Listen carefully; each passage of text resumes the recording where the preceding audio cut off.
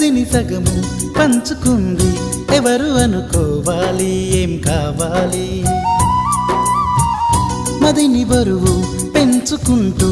ఎవరికేం చెప్పాలి ఏం చేయాలి అసలు తను ఎలా ఉందో ఏం చేస్తుందో ఏమోలే స్పెషల్ మనిషైనా కూడా మనకేముంది మామూలే కళలు తెలుసా ఏమో బహుశా కవిత మనిషా కలల హంస మనసు కొంచెం తెలుసుకుంది కలిసిపోయే మనిషిలాగా మంచి పద్ధతంటూ ఉంది మదిని లాగుతున్నది ఎంత ఎంత వింతగున్నది